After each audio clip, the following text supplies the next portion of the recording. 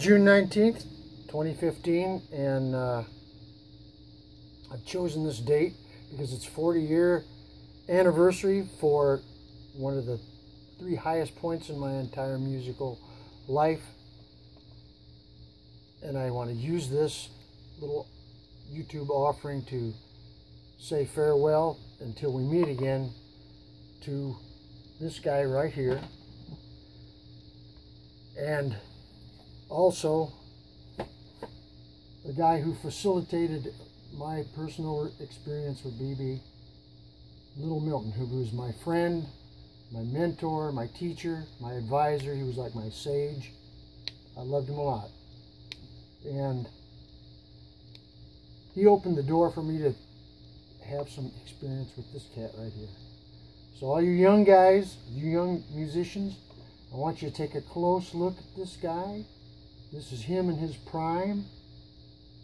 This is the world's foremost blues guitar player. The one and only king of the blues. This is B.B. King. And I don't care what you play. I want to pass on all, some of the things that he said, some of the things that Little Milton said. They cornered me one time in a dressing room in St. Louis, and it was like being in front of Obi-Wan Kenobi and Yoda with the blues philosophies, and I want to pass some of them on because I don't think it was meant for me to keep them. But for you young cats, you take a good close look at this guy right here, because this is your father.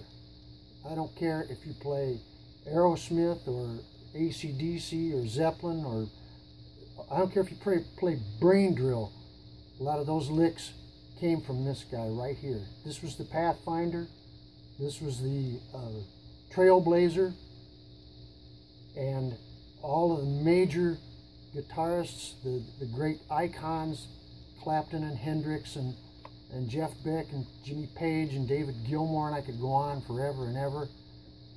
If you listen to what they're playing, you're going to hear this guy in them, because that's the truth. And you need to drink from this fountain. If you're a young player, this will satisfy your musical thirst. Believe me, delve into this. This is the top of the heap as far as blues guitar is concerned. And of course, I'll miss him, but someday we'll meet again. And I want to share with you my personal story, how it all occurred, that I'm the luckiest guitarist that you've never heard of. I'm not famous, and I doubt if I ever will be, but that doesn't matter, because this man, B.B., fulfilled a dream for me that started when I was a young boy on the floor of my grandfather's old Dodge Coronet, 1949 Dodge Coronet. I'm letting you know how old I am. And WVON WSDM came over that radio from Chicago, the Chess Building, the iconic Chess Building, where so many great pieces of music came into being. And that was it. I knew what I wanted to do from that point on. My father had already put those imprints in me because he was a great harmonica player, a great blues harmonica player. And he learned harmonica from watching Sonny Boy Williamson in old tobacco warehouses in North Carolina in the 30s.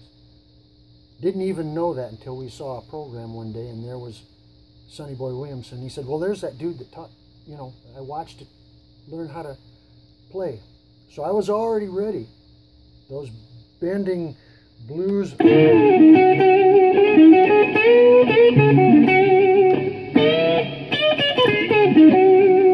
Those blues bends were already part of what I really like to hear. And then I sought that essence in other guitar players and saw it in Jeff Beck. When the Yardbirds came to my town in Valparaiso, Indiana, I was never the same. That was pretty cool. But I heard that in him, and therefore I felt his influence was valid in to observe, for my own whatever I was going to do. And of course, Eric Clapton of the Blues Breakers, same thing. You could hear B.B. in there, and of course, according to his personality, changed a little bit, according to his experience. And if by some weird chance Jeff Beck sees this little YouTuber, Eric Clapton, Lil Milton was a big fan. He kept playing, because we ended as lovers, he'd play it 2 or 3 times in a row on the bus. He just loved the melody in that. And of course, Have You Heard from the Blues Breakers. So as time went on, I wanted to develop something for myself, and all the time wishing and dreaming about what I might do, in the future. And I have to thank Don Kinsey, who used to play with Bob Marley and Peter Tosh and Albert King, for arranging my first audition with a blues band with Albert King at the Burning Spear Club in Chicago. And amazingly, at the end of the audition, Albert said, "I'll take the white boy." Seeing as how I was the only white boy in the whole club, I had to assume it was me that he was talking to. So suddenly there I was with Albert King, and Milton saw us in Gary, Indiana, and offered me a feature with his band, to come and play with his band. So I toured with Milton for about 3 years. We had a #1 hit album in Behind Closed Doors, and a couple other things too. That was when he was signed with Stax Records, I think. And during that time, he would find us other gigs with, occasionally he would play a couple of times with this band, a couple of times with that band, and make some extra bucks. And sometimes we'd play with 2 bands in the same night. And one of the highest moments of my entire life was tonight, June 19th, 1975, when in St. Louis at Kiel Auditorium. It was B.B.King, Little Milton, and Lattimore, when he had the song Let's Straighten It Out. And I played with Milton, and it was just one of those nights where it didn't seem like anything could go wrong. It was just a great night. And in the middle of the show, one of the songs that Milton liked a lot was "Lovin' on Borrowed Time," which was a Bobby Bland cover that we did. And it had a real slow death march kind of thing, but the bass line was kind of similar to what Jack Cassidy did in the Electric Ladyland version of The Long Voodoo Child. So I kind of patterned my little solos and stuff, which eventually blossomed into about a 7 or 8 minute song after what Hendrix had done, and Milton loved it. Later on, I showed him the song. He laughed like hell. He thought that was pretty funny. That it was like a little Milton, a Hendrix thing. It was really fun. I got done with the song in the middle of the set, St. Louis, and he stopped and said, "I'd like to introduce you to my guitar player, Mr. Neil Howell." And I thought, wow, this can't be beat. And I just floated back, after the set, it was just great. It was a huge crowd, 25, 30,000, I don't know how many. Every little note that people would just freak out over, it was great. And in between sets, suddenly Joe Campbell, who is Little Milton's nephew, the head of the horn section, really a great musician, like Miles Davis meets Doc Severinsen, terrific.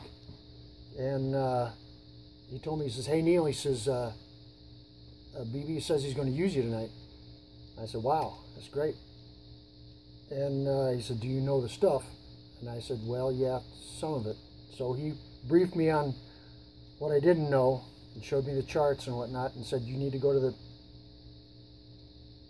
dressing room. BB is in there with Milton." And this is when, here's for all you young cats, these philosophies that they get. Instead, I thought they were going to brief me on the songs, and they didn't. They gave me these philosophies. And one of them was kind of a technical thing. BB said, "I'd rather get 100% out of 10 notes than 10% out of 100, which at the time there was a lot of guitar players playing real fast. But and then one of the things was competition is a farce. These are your brothers in arms, and music is not entertainment per se. It's entertaining because it's a song of the human spirit, singing about all the commonalities of our experience." I thought this was real deep stuff, you know, and so I actually wrote it down. And the last thing was don't play for an audience, but play to an audience with a message, and never be larger than the message. Let the messenger be smaller. And so I wanted to carry the essence of this on. BB drew me out from the band and said, "I'd like to introduce you to the guitarist that's accompanying me tonight. This is Mr. Neil Howell." I thought I'd fall through the stage. It was awesome. I'll never forget it. And what I want to just convey generally is that dreams can come true. And you have to decide as a musician, are you a musician because of what you'll get from music, or because you have this thing inside you want to share with the world? And that's kind of where I'm at. And the last high point in my life was when I carried this essence and passed it on to my sons. And my one son was in a band of mine in a little town in North Georgia. And at the end of the night, he introduced the band and said, "Ladies and gentlemen, on guitar is my father, Neil Howell." So at that one point, I was in 3 places at the same time. I was at that Carrollton bar, I was on stage with Milton and BB, and I was back there on the floorboard of my grandpa's old car. So, thank you, BB. Story of life is as quick as a blink of an eye. The story of love is hello and goodbye until we meet again. And so thus we will at some point. And Milton, I love you. Thank you. And get there before me. Why don't you save me a seat?